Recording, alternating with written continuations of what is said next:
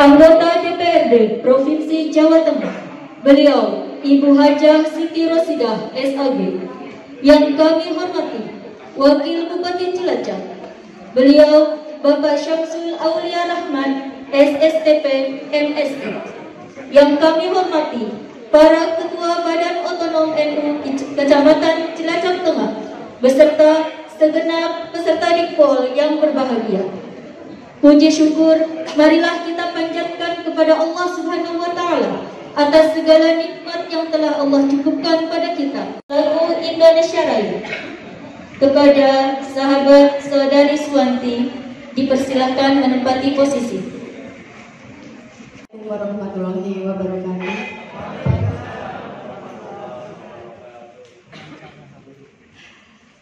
Kayaknya tegang sekali yang sahabat yang di belakang. Ya, sahabat-sahabat, tamu undangan para hadirin yang kami hormati, setelah pelantikan tadi kita sudah sah menjadi kepengurusan Fatayat, alhamdulillah, dan sekarang kita siap untuk menimba ilmu yang pertama kali setelah pelantikan. Sudah siap ya sahabat? Ya. Untuk acara siang hari ini yaitu pendidikan politik dan penguatan wawasan kebangsaan, luar biasa sekali pada hari ini. Kalau kita lihat dari wawasan kebangsaan, nah kita mengutamakan persatuan dan kesatuan.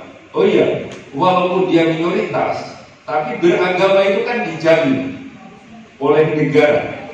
Dan ketika haknya untuk beragama itu dijamin, dibolehkan untuk memilih agama apa saja, maka kita harus memberikan kesempatan untuk mendirikan tempat ibadah.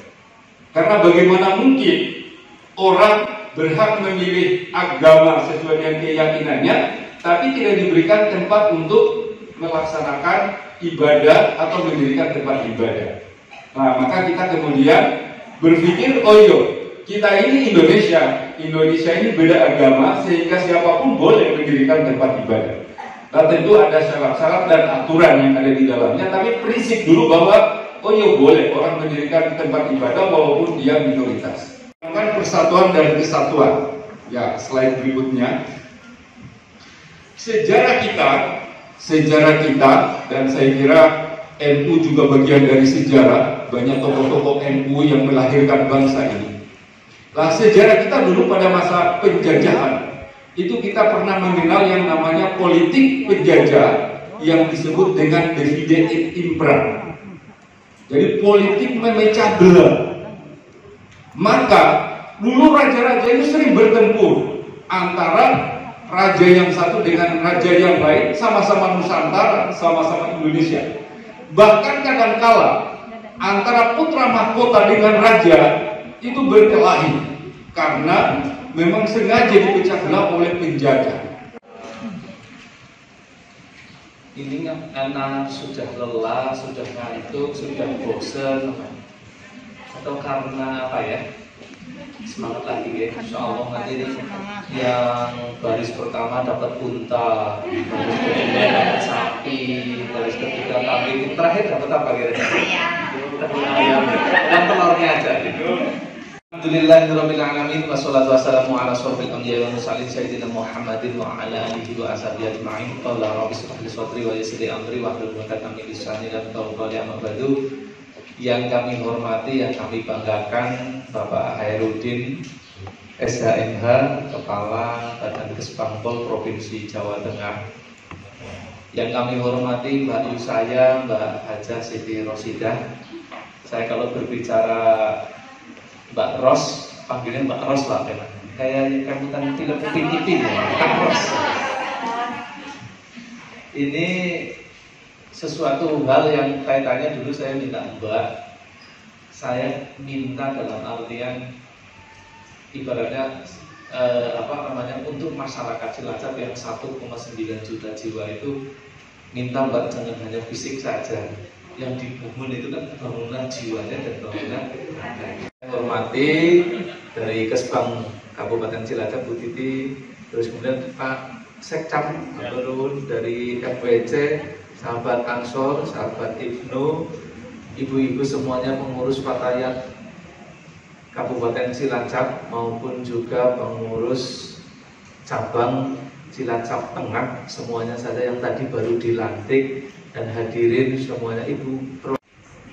Bareng dengan ini Pak Sekcam dulu pernah sama-sama bareng jadi Menteri Polisi, terus saya Kasubat, kemudian jadi Wakil Bupati. Tapi saya terus kemudian mau promosi Kabid, saya pas itu ke Pak Bupati, ini izin sambil curhat.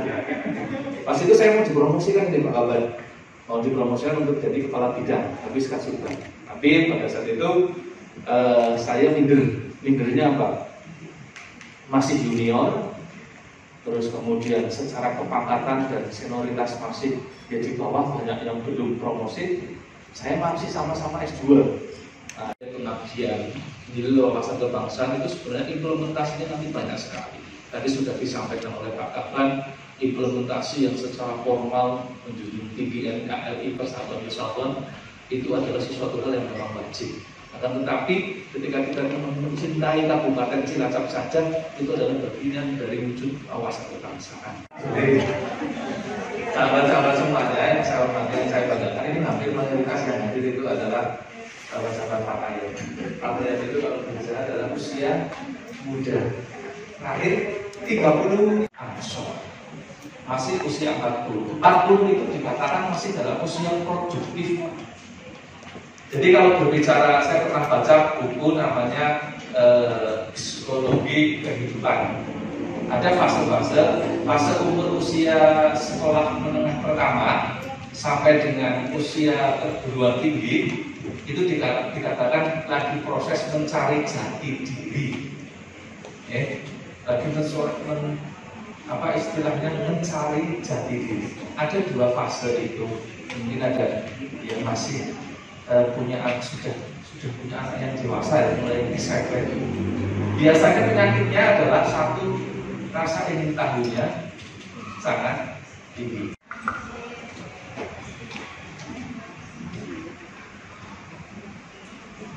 Bismillahirrahmanirrahim. Assalamualaikum warahmatullahi wabarakatuh. Bismillah, walhamdulillah, wassalatu wassalamu ala rasulillah wa ala alihi wa sahbihi wa mawala. La hawla wa la quwwata illa billah, amma ba'd.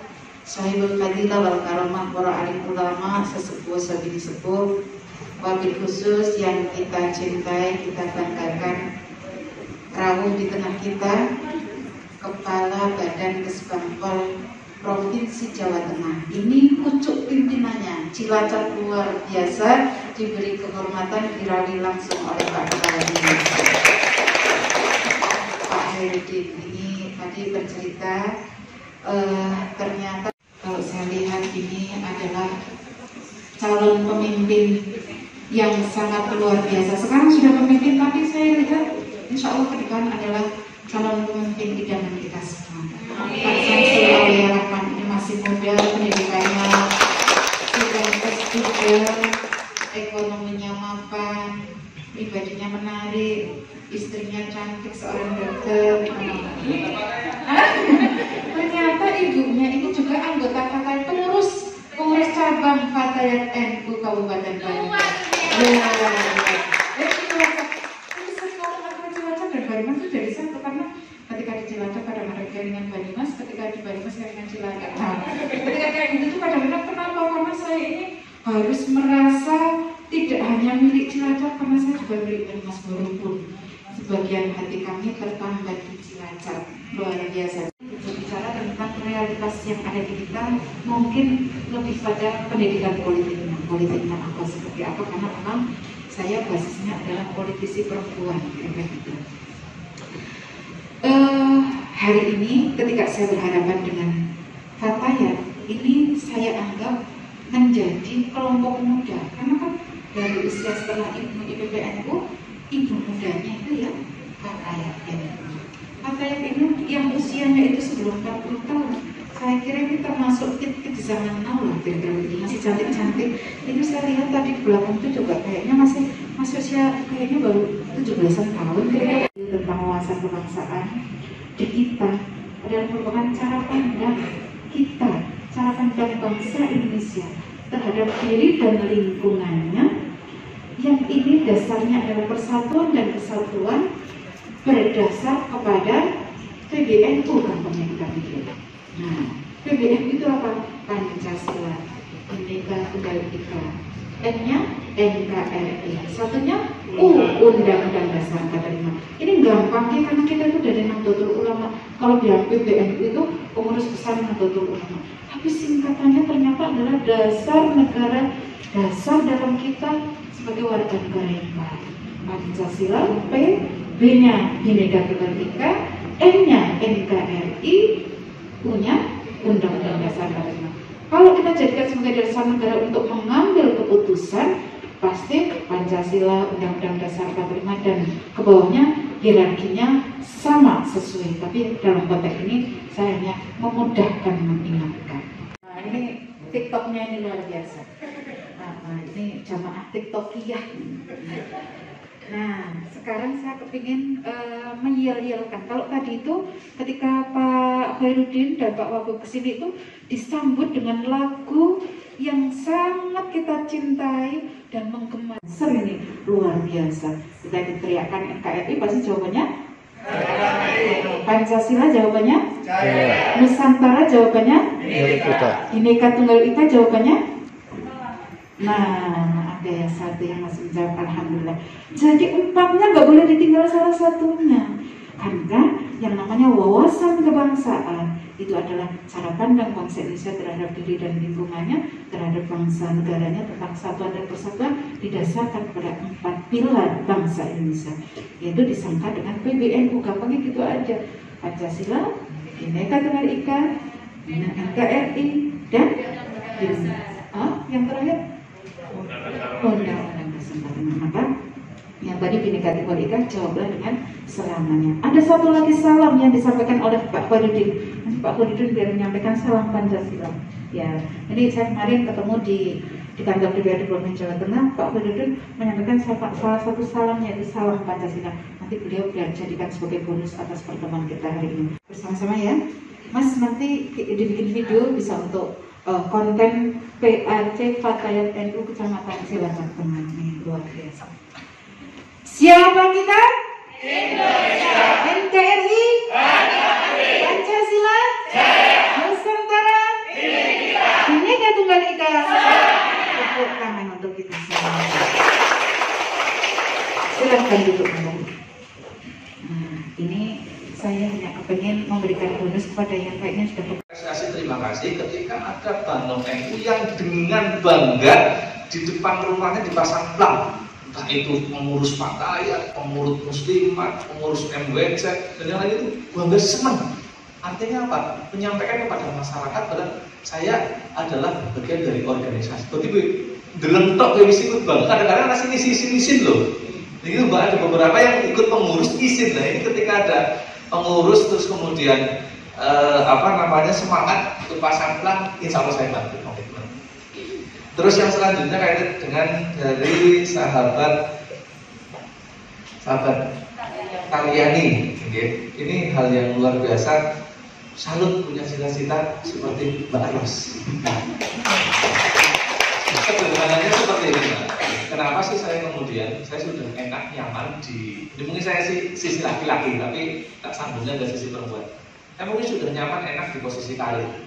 Insya Allah lah, kalau mungkin sih bukan mendahului takdir. Biasanya bekas ajudan itu karirnya main lah gitu.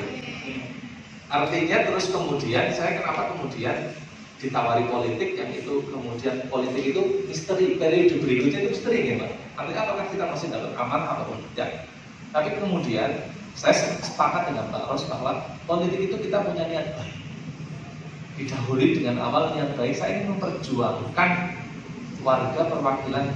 Kalau saya di Cilacap, ibaratnya dulu kenapa saya tak melihat itu masih banyak hal-hal yang perlu saya perjuangkan yang mungkin di sisi semangat mewakili anak muda, semangat. Karena kadang-kadang kemarin saya baru bukan gara-gara tidak amanai Pak Bupati supaya paparan di Semarang, paparan di Surabaya. Saking saya nggak kontrol, jadi sampai ditanya sama Mbak Heni itu kena DP di rumah sakit cuma 3. Tapi setelah itu sembuh langsung diomong sama istri. Ya harus langsung makan juga istirahatlah, seorang Pak Budi sudah mulai naik trombositnya. Karena saya punya niat baik, banyak hal-hal yang kami harus perjuangkan. Ketika mungkin Wakil Bupati sih bukan eksekutor, bukan pengambil kebijakan, tapi kami bermitra dengan Pak Bupati, ada usulan yang baik, ada program yang baik, masalah di masyarakat perlu kita selesaikan. Kami punya niat baik, tanggung untuk berusaha membantu masyarakat menyelesaikan. Jadi awali apapun itu dengan niat baik. Saya yakin nanti kalau dengan niat baik, apalagi semakin banyak perempuan, jujur, perempuan itu, kalau kita diskusi termasuk Mbak Rosida itu yang cerewet kalau minta anggaran, tapi itu baik, cerewet yang baik. Artinya apa? Kalau ketemu politisi perempuan seperti Mbak Ros ini, itu saya apresiasi lah. Dalam artian, makanya kalau ada perempuan-perempuan yang punya niat baik untuk memperjuangkan semuanya, kenapa tidak? Tidak menutup kemungkinan nanti suatu saat mungkin Mbak Ros ada amanah lebih tinggi memaring pusat, ada penggantinya siapa? Jangan hanya satu di Cilacap, kompak, fatayatnya kompak, Bangun Muslimatnya kompak. Kita harus punya kader yang bisa memperjuangkan apa yang sejalan dengan kita. Wah, itu luar biasa. Jadi awali dengan niat baik. Terus mungkin kemudian ya kalau saya misalnya saya dengan istri ya, tak berikan waktu seluas-luasnya. Kita yang memang posisi harus ngalah dalam artian mungkin ketika istri ada profesi lain, apalagi kalau politik itu harus ikhlas waktunya mungkin milik orang lain, adanya milik masyarakat. Itu kata kuncinya sebenarnya nanti di suratnya. Asal mungkin ridho, waktunya otomatis yang mungkin harus ada kewajiban. Pagi nyiapkan sarapan, nyiapkan yang lain karena mungkin harus ke kantor atau ada kunjungan kerja keluar daerah, itu tidak. Suami harus sadar ikhlas. Mungkin yang seharusnya mendidik anak karena mungkin harus tugas keluar kota atau kenapa jadi berkurang, diperankan oleh suaminya ikut membantu posisi istri. Yang penting saling mengerti. Kuncinya itu saya yakin mungkin suatu saat kalau ada teman-teman rakyat yang pengen berpolitik, saya siap untuk berdiskusi dengan para suaminya. Jadi sering termotivasi bahwa insya Allah banyak manfaatnya ketika istri berkarir di politik itu bukan karena terus ingin lepas tanggung jawab tugas pokok fungsinya sebagai istri, sebagai ibu di rumah, tapi ada niat baik yang itu harus disukai suami. Saya nanti siap sharing. Ya nanti teman-teman katanya kita ke Mbak Heni. Terus saya diskusi, orang dipanggil wakil dulu pengen silaturahmi, pengen diskusi nanti diajak suaminya dengan hati.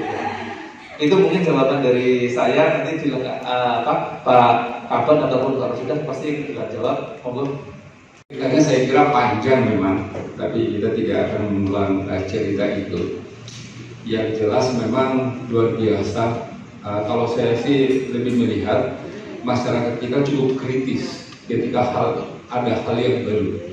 Coba misalnya diperhatikan ketika muncul vaksin itu kan luar biasa perbedaannya. Sampai masyarakat kita minta bukti. Apa salah satu dulu buktinya misalnya presiden dulu vaksin gitu kan. Akhirnya kan kemudian Pak Jokowi vaksin gitu ya. Jadi kalau saya lihat ya saking manutnya Pak Jokowi sama rakyatnya gitu, vaksin. Tapi kemudian belum sampai di situ kan. Akhirnya orang juga masih komentar. Lah itu vaksin apa vitamin gitu loh. Nah, lalu kemudian diikuti oleh yang lain dan ceritanya sampai panjang. Kebetulan waktu itu kami di provinsi, Pak Ganjar itu menghadirkan Gus Muafi karena memang waktu itu hasil risetnya nggak tahu siapa, tapi memang disampaikan di situ kebanyakan itu yang menolak malah dari kalangan Muslim. Wah, maka kemudian kita undang Gus Muafi waktu itu untuk memberikan pencerahan. Nah, sebagian tadi sudah dijelaskan oleh Pak Wakil. Saya hanya ingin menambahkan saja bahwa memang betul ini terkait dengan pemahaman komunikasi. Karena rata-rata hari ini itu yang menolak justru, mohon maaf, teman-teman yang pendidikan wawasannya masih kurang, termasuk teman-teman saya yang ada di Muna sana, di Sulawesi sana. Jadi kebanyakan mereka takut, dan saya ini salah satunya juga tugasnya mensosialisasikan bagaimana kemudian di lingkungan keluarga teman bahwa vaksin itu adalah sesuatu hal yang baik. Misalnya cita-citanya ya paling enggak ya tindak Mekah Madinah, apakah itu umroh, apakah itu haji misalnya, ya syaratnya juga tetap vaksin nanti. Nanti kalau misalnya umroh haji belum vaksin juga nggak bisa. Atau mungkin kita kan juga mendoakan anak kita mungkin setelah di pondok pesantren di sini misalnya dia mau pondok pesantren di mana lagi atau mungkin mau sekolah di mana lagi, itu juga pun harus vaksin. Jadi saya kira karena ini kebutuhan dan kebutuhan ini sudah bukan lokal tapi sudah internasional, ya dikomunikasikanlah, mudah-mudahan yang bersangkutan tetap vaksin. Kami kebetulan di Kesbangpol itu juga Satgas Covid, diikutkan sebagai Satgas Covid di provinsi, dan kami setiap minggu itu rapat dipimpin langsung oleh Pak Gubernur. Saya ini menjadi kebahagiaan tersendiri. Jadi kader-kader muslimat masa depan insya Allah akan lebih baik dengan adanya panjangan-panjangan yang luar biasa. Selanjutnya ini terkait dengan pendidikan politik yang terkait dengan perempuan. Nah, saya melihat ini adalah salah satu potensi bagus yang ada di Fatayat NU Kecamatan Cilacap Tengah. Ya ini yang namanya Mbak Tayuni. Saya melihat kalau udah nantikannya kayak gini, saya itu dulu waktu usia seperti panjangan para pinter ngomong, Mbak.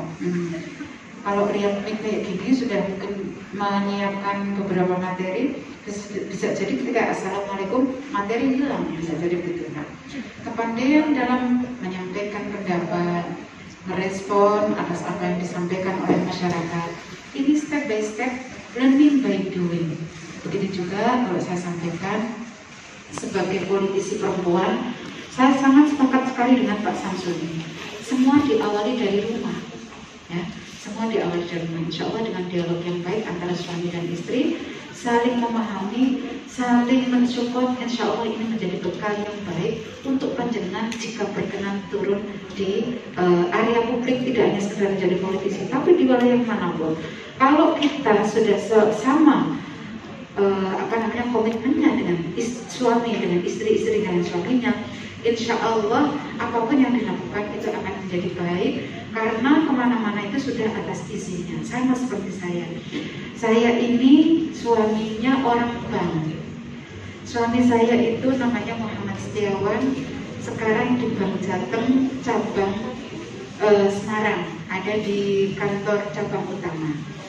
Kalau saya tidak diberikan izin seperti ini, apalagi yang namanya politisi perempuan ketika kampanye itu nggak ada yang lampu isu soreawan bengi, bagaimana kita ketemu dengan masyarakat. Seperti saat ini juga, ketika kita tidak turun, ketika sudah menjadi anggota dewan, pasti yang disampaikan oleh masyarakat adalah, woi, ngerti ra, bedane pilkada karo pilek. Itu pasti dikasih warning oleh masyarakat. Anggota dewan itu mau ketemu masyarakat kalau punya kepentingan, kalau mau kampanye.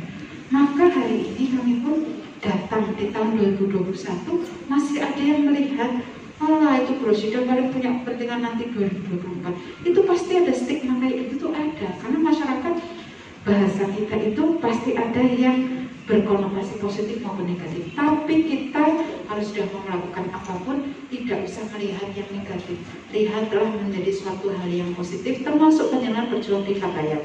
Sehingga di Fatayat menjadi enjoy, menjadi happy sebagai ruang kita mengapresiasi diri sendiri dan bersama masyarakat untuk membangun bangsa dan negara. Sehingga yang penting kembali lagi kepada keluarga, sampaikan sebagai sebuah komitmen bersama. Insya Allah kalau sudah begitu, apapun yang kita lakukan menjadi nikmat, menjadi berkah, karena yang di rumah itu ikhlas, kira-kira begitu.